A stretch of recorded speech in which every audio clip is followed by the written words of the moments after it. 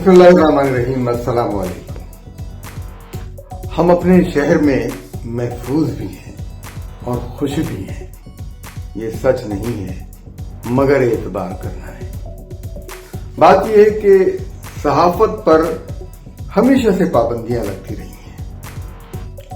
وہ بات جو آپ تک پہنچانے کے لیے ایک صحافی کوشش کرتا ہے، وہ سچ جو آپ تک پہنچانے کے لیے وہ کوشش کرتا ہے، اس سے صاحبان اقتدار سچ نہیں مانتے.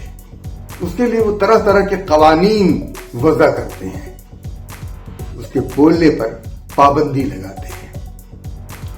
پیکا ایکٹ میں جو نئی ترمیم کی گئی ہے وہ پاکستان کو شمالی کوریا بنانے کے مترادف ہے، اور اس کے نتیجے میں وہ سچ جو ہم آپ تک پہنچانا چاہتے ہیں اسے ہمیں جھوٹ کے اور کہانی کے پردے میں لپیٹ کر آپ کے سامنے پیش کرنا پڑے گا. پھر آپ سمجھیں گے. ایوب خان کا زمانہ تھا، اخبارات پہ سینسر لگا، اخبارات کے لیے نئے قوانین وضع کیے گئے، پریس اینڈ پبلیکیشن آرڈیننس آیا اور طرح طرح کی چیزیں ان کے اوپر پابندی لگائی گئی. پھر یحییٰ خان کا دور آیا، اس کے اندر سینسر تھا. پھر ذوالفقار علی بھٹو کے دور میں بھی اخبارات پہ سینسر تھا. غرض یہ کہ کوئی دور ایسا نہیں تھا جہاں سینسر نہ ہو.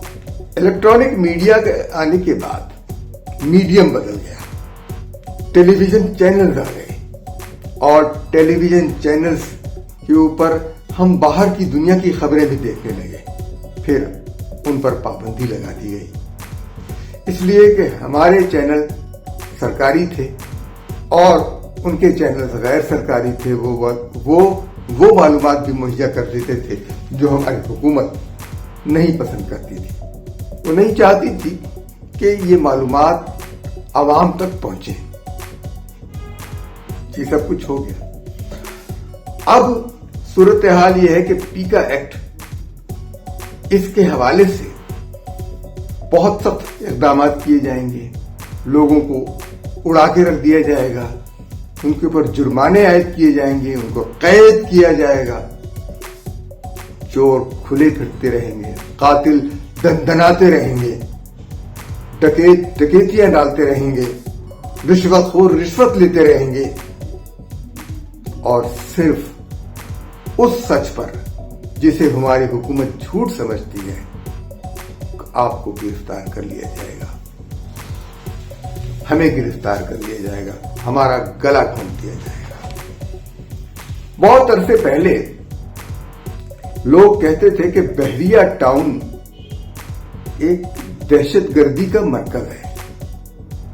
دہشت گردی کا مرکز اس لحاظ سے کہ بحریہ ٹاؤن جس طریقے سے تیار کیا گیا، وہ ایک تو اس کا نام بحریہ ٹاؤن پاکستان نیوی کا نام لیا گیا، اور جب اس حوالے سے پاکستان نیوی نے مقدمہ دائر کیا تو پاکستان نیوی وہ مقدمہ ہار گئی، بحریہ ٹاؤن جیت گیا، اس لیے کہ اس نے ججوں کو بھی ایک ایک گھر تحفے میں دے دیا تھا.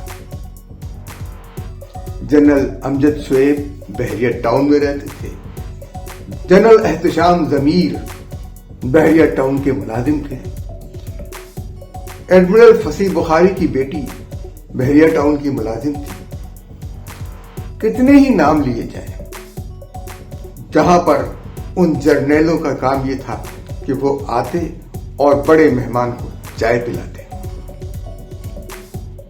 اور ملک ریاض نے اپنے اس دفتر میں قد اعظم تصویریں لگا رکھی تھیں جرنیلوں کی، اہم جرنیلوں کی، جن سے وہ مسافہ کر رہا ہے. داخل ہوتے ہی ایک بڑی سی تصویر پہ نظر پڑتی جس میں وہ ISI کے سابق سربراہ جنرل سے ہاتھ ملا رہا ہے. پھر دیگر سابق سربراہان کی تصویریں دیگر دیواروں پر لگی ہوئی تھیں. اس وقت کسی نے اس بات کو نہیں سوچا.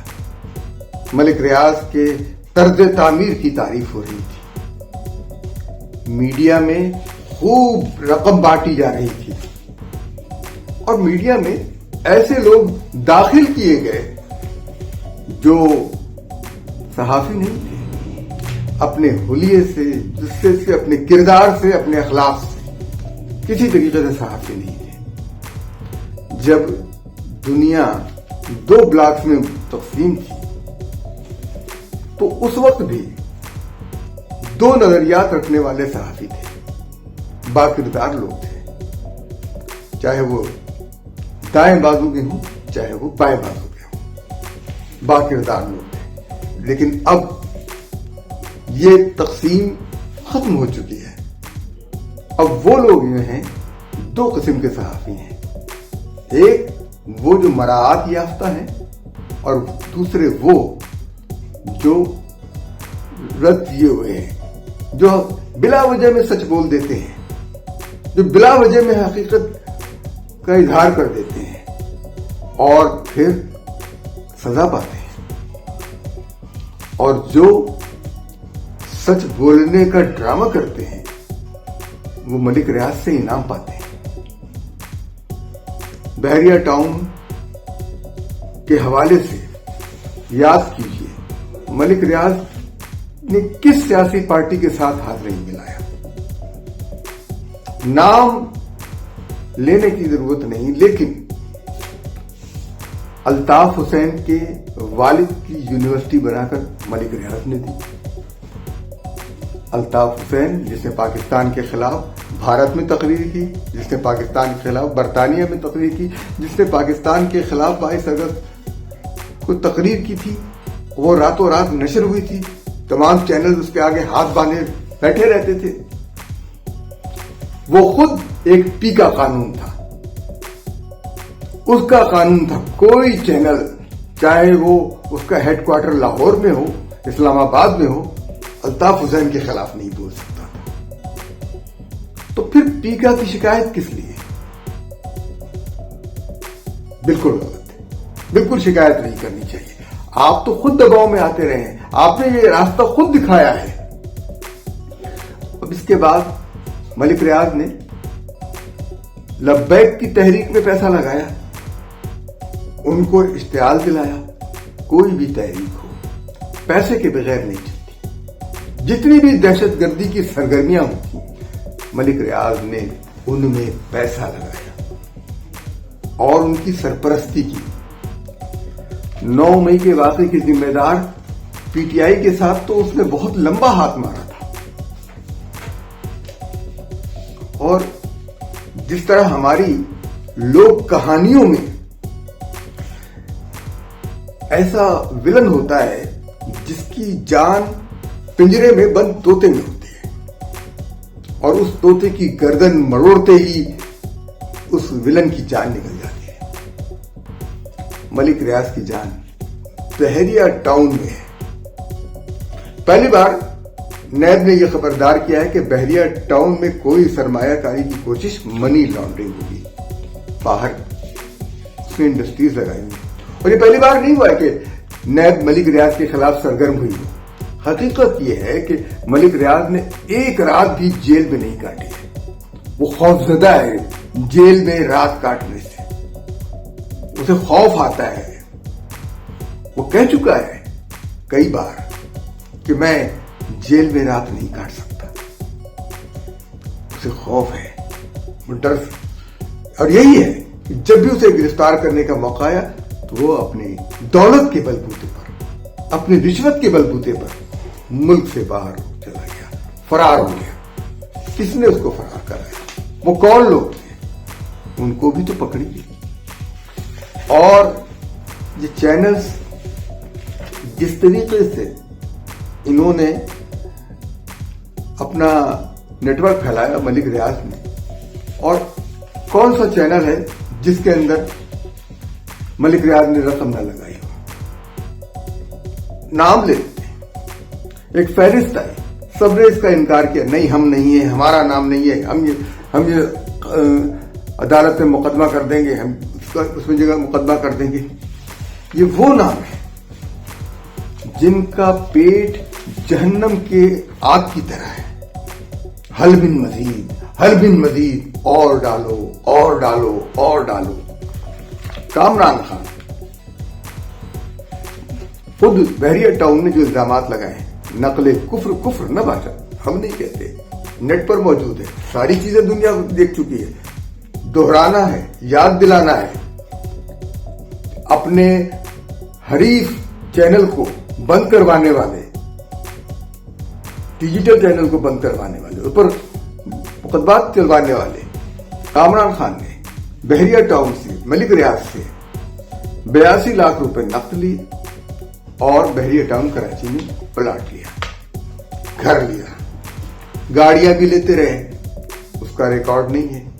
نجم سیٹھی نام نہاد صحافی، پہلے بلوچستان میں پاکستان کے خلاف لڑتے رہے، پکڑے گئے، ہندوستان کی طرف سے لڑے تھے، ہندوستان کے پیسے پہ لڑے تھے، لیکن ان کے خلاف کوئی کارروائی نہیں ہوئی، یہ پکڑے گئے تھے۔ 1 کروڑ 44 لاکھ نقد لیے، بحریہ ٹاؤن لاہور میں گھر لیا، امریکہ کے 3 دورے کیے، جن میں ہوٹل میں رہائش اور کھانے پینے اور آنے جانے کے تمام اخراجات بحریہ ٹاؤن نے برداشت کیے۔ مہر بخاری شادی پر 5 لاکھ روپے کا تحفہ لیا، اور بھی بہت کچھ لیا، لیکن 5 لاکھ بحریہ ٹاؤن نے ظاہر کر دیے۔ ان کے شوہر کاشف عباسی کو کیا ملا یہ نہیں بحریہ ٹاؤن نے بتایا، ملا تو ہوگا۔ آصفہ شیرازی 45 لاکھ روپے نقد لیے، یہ بحریہ ٹاؤن نے ظاہر کیا، اور یہ بھی پتا چلا کہ بحریہ ٹاؤن کے اشارے پر رحمان ملک نے ان کے حج کے اخراجات ادا کیے۔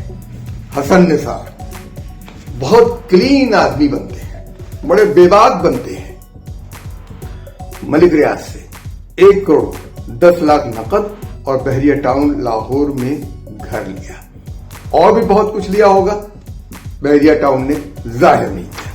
سہیل وڑائچ بالکل پاک باز صحافیوں کی نسل سے تعلق رکھتے ہیں، دامن پہ کوئی داغ نہیں ہوتا، لیکن 15 لاکھ اور ہونڈا سیوک کار انہوں نے بھی لی۔ جعلی صحافت سے کوئی تعلق نہیں، لیکن بس جھوٹ اور سچ اور لوگوں کے ایمان کے ساتھ کھیلنا، اینڈ آف دی ٹائم قیامت آنے والی ہے، قیامت جانے والی ہے، اس طرح کی چیزیں بنانے والے ڈاکٹر شاہد مسعود 1 کروڑ 7 لاکھ اور دبئی کے 7 دورے، اس سے بھی کئی چیزیں انہوں نے زیادہ لی۔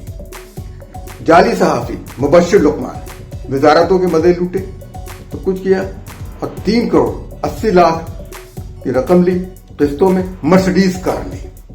مرسڈیز کار تو خود 7-8 کروڑ کی ہوتی ہے۔ حامد میر 2 کروڑ 50 لاکھ اور اسلام آباد میں 1 پلاٹ۔ جاوید چودھری ہر کالم تو 3 لاکھ روپے نقد، دیگر جو برآت تھی بحریہ ٹاؤن نے اس کو واضح نہیں کیا۔ ثنا بچہ بیچاری 83 لاکھ پر ہی بک رہ گئی۔